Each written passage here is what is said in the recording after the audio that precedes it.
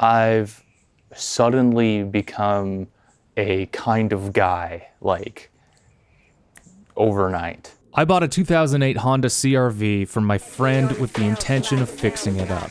But here's the thing.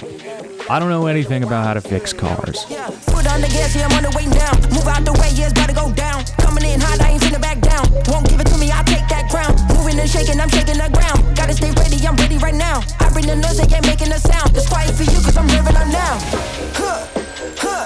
Take the safety off it. Click, boom, take my advice and move it. So I have the car. I want to fix this up, and I don't know where to start.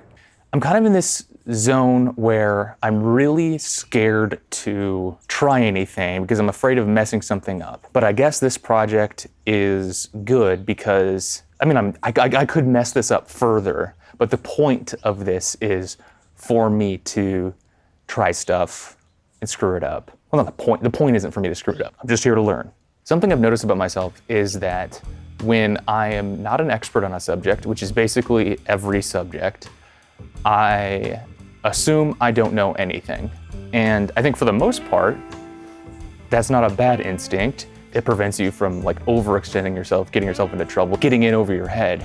But I think there's also a consequence that I am standing on the edge of a pool that's only 3 feet deep, and I'm coming up with a million reasons why I shouldn't jump in.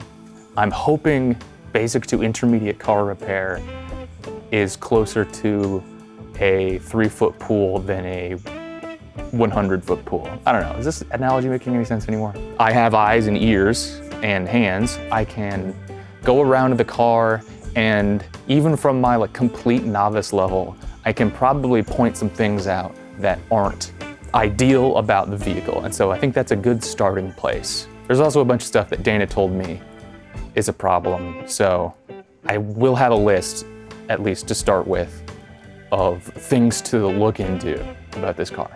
Here's what I noticed on my walk around. There's a big crack in the windshield. The paint is scratched and in rough shape, especially on the hood. There's a gap on the front bumper on each side of the car. The driver's side mirror housing is completely loose, and more paint issues, especially around the windows. I hear the tires are bad. Why is the tire bad? Which part of the tread are you supposed to look at? So one thing I know for sure before I do anything else is that the battery is dead. There appears to be some kind of substance on it. Is that corrosion? I'm gonna say the word corrosion. Opening the hood left me about as confused as I expected.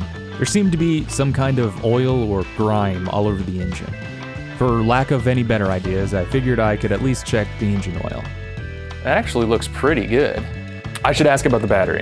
AAA didn't replace the battery the other day, did they? It's the same dead battery in here you warned me about. Yeah, I've got an in with the previous owner of this car.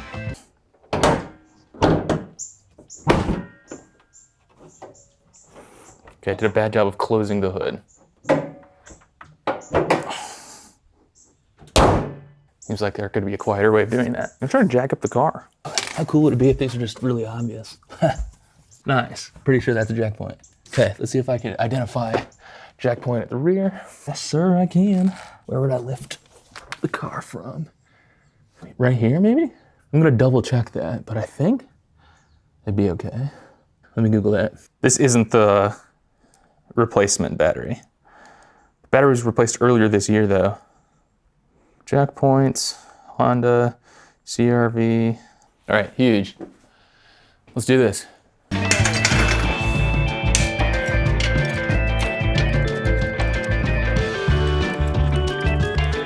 I forgot to chalk the back wheels.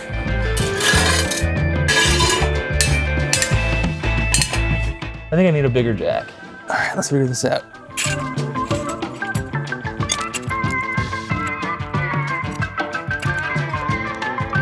Hey, okay, it's off the ground. Figured out how to use the emergency jack. That's good. Okay, so I learned a good lesson. I learned that my jack is too small. The jack that I was using, it must be for lawnmowers, which makes sense. That's what my dad was using it for, his lawnmower. I thought I could use it on cars. And I couldn't even get this up high enough to change a tire. That's progress. Nice. Enter code. Don't know what the code is. Okay. There's like a clicking sound.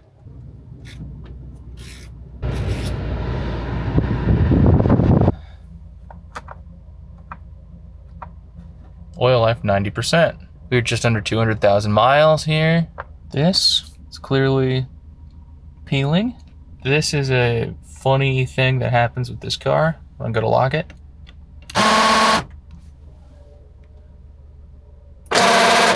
It's a very scary sound.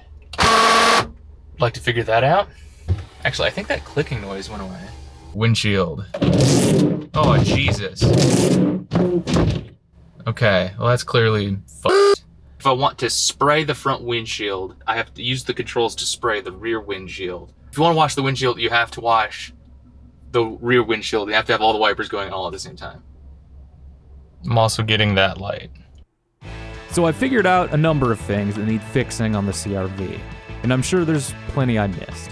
But this is a start, and I'm looking forward to figuring this out as I go.